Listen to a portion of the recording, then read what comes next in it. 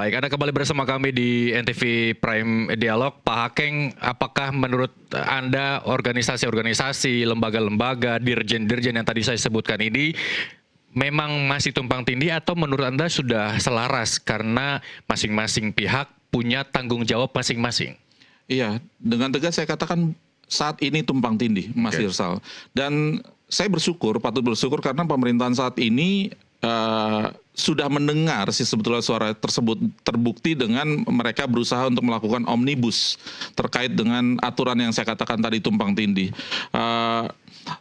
Dalam berbagai tulisan saya selalu mengingatkan hal tersebut dan ketika hal ini dilakukan, saya harapkan segera diketuk sehingga masyarakat bisa segera punya aturan yang memang rigid untuk dijadikan rujukan ke depannya terkait dengan dunia maritim. Baik, berkaitan dengan data manifest yang tidak sesuai, apakah menurut Anda ini juga harus ada perbaruan? Karena saya juga sebagai penumpang kapal ketika membeli tiket di aplikasi Verizi, begitu sebut saja, boleh menaiki kapal tidak sesuai jam yang tertera pada tiket. Apakah itu juga menjadi celah untuk para penumpang naik terus kemudian tidak terdata begitu?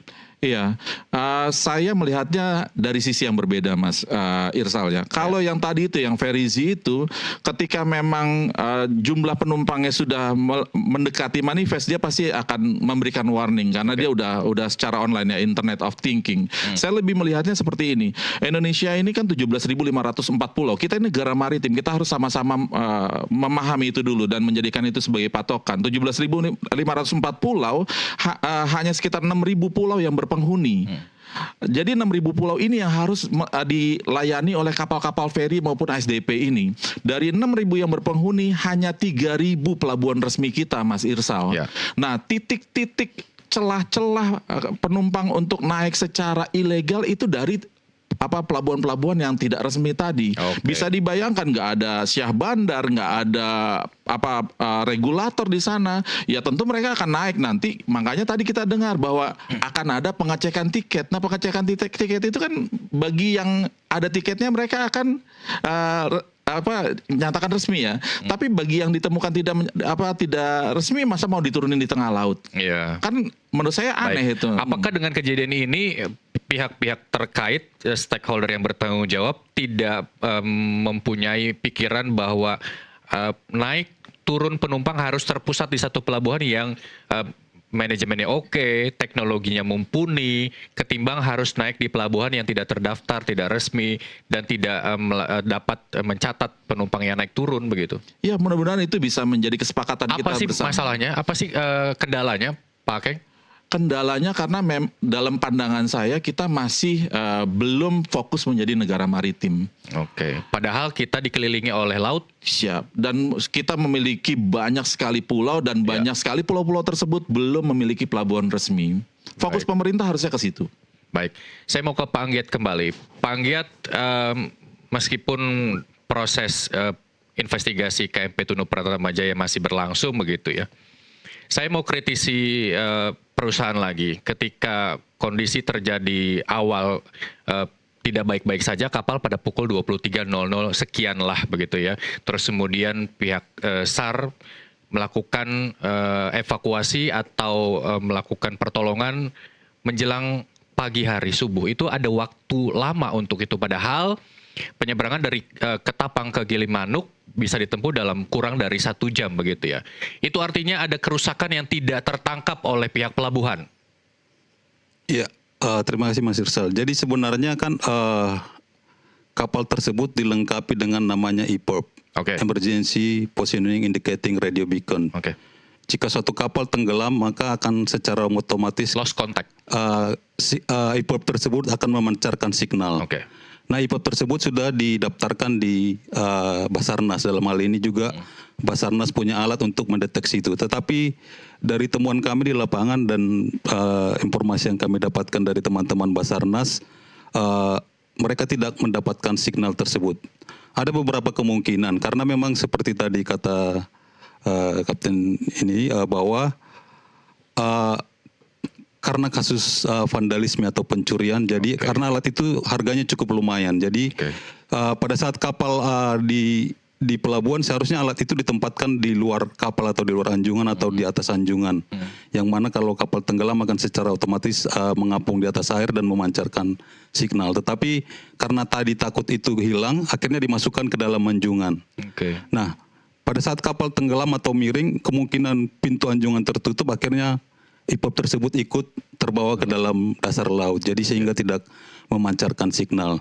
Kemudian juga dalam kasus Tunu Pratama ini juga kami mendapatkan informasi bahwa dari nahkoda kapal juga sempat menyiarkan berita mara bahaya lewat radio karena memang nggak terlalu jauh dari pantai, seharusnya dengan radio juga bisa menginformasikan. Baik, bagaimana kemudian pihak pelabuhan menangkap itu? Nah itu kita belum mungkin bisa ditanyakan ke teman-teman di. Belum ada langkah dari KNKT untuk memanggil pihak pelabuhan untuk mendalami keterangan begitu? Teman-teman sudah, tapi nanti coba saya tanyakan dengan timnya. Jadi kita juga dengan pelabuhan, dengan bagaimana penanganannya pada saat itu juga kemarin kita juga melakukan di lapangan juga mengecek sampai ke sana juga. Baik, Pak Hakeng, dari sejumlah kekurangan dari segi keselamatan, terus kemudian dari perawatan kapal itu sendiri, ini artinya sama-sama tahu, pihak pelabuhan tahu, pihak perusahaan tahu, tapi kapal tetap dijalankan. Iya, disiplin itu kata kunci ya. Ketika kita hanya mengutamakan aspek ekonomis, tapi kita meninggalkan satu aspek penting lainnya dalam sebuah pelayaran yang sukses, maka kita akan menghadapi fatality. Yang harusnya berjalan beriringan dan bersama-sama adalah aspek ekonomi dan aspek safety-nya. Nah, kelihatannya aspek safety-nya ini masih tertinggal.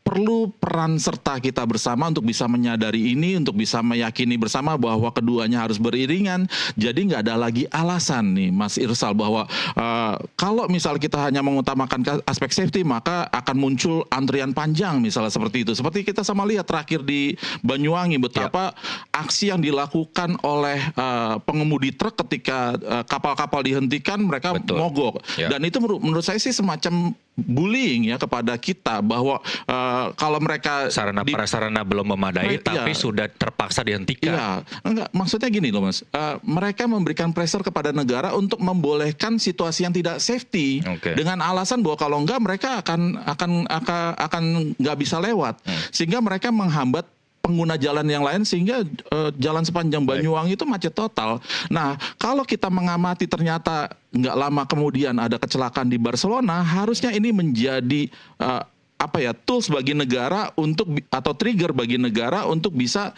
melaksanakan peraturan dengan semestinya tanpa lagi ada embel-embel bahwa nanti secara ekonomi nggak masuk ataupun menyusahkan masyarakat yang lain. Safety harusnya sama ekonomi berjalan berbarengan. Baik, sambil Pak Hakeng dan Pak Anggiat kita berbincang, ini juga pemirsa bisa melihat sejumlah kecelakaan laut di Indonesia tahun 2025, paling tidak hingga kemarin di KMP Barcelona 5. Kalau soal fasilitas sarana prasarana di dalam kapal ini kurang memadai untuk jaminan keselamatan dan keamanan masyarakat, ini juga kalau kita bicara soal bisnis, tarif juga belum bisa dinaikkan karena mungkin juga keselamatannya tidak mumpuni begitu ya. Apakah ini juga menjadi dilema, karena kita tadi Pak Anggiat mengatakan bahwa sejumlah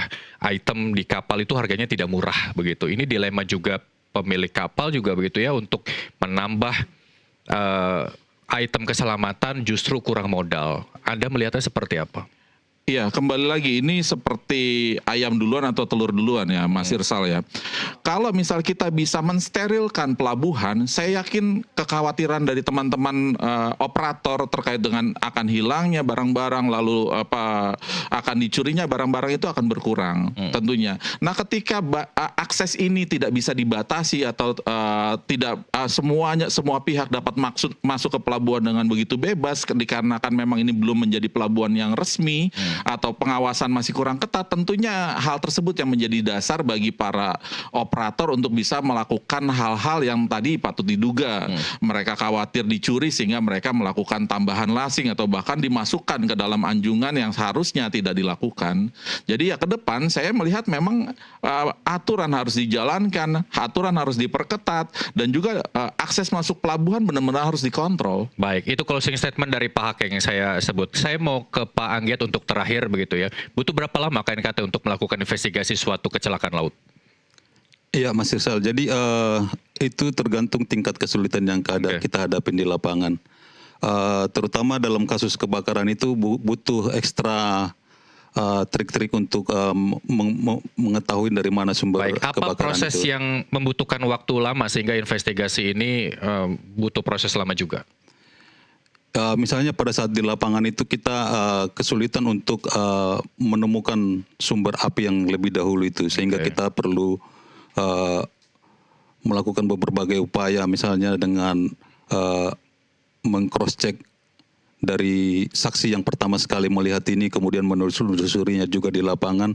Apalagi dalam kasus Barcelona ini, setelah kami amatin dari hasil kebakarannya, sebagian akomodasi itu terbuat dari fiberglass, sehingga pada saat terjadi kebakaran akan menumpuk dan menghilangkan jejak yang akan mempersulit kami dalam menemukan sumber awal dari kebakaran tersebut. Baik, Pak Anggiat, kita tunggu hasil investigasi dari KNKT. Semoga ini bisa menjadi referensi pihak-pihak terkait agar kecelakaan laut tidak kembali terjadi di perairan Indonesia.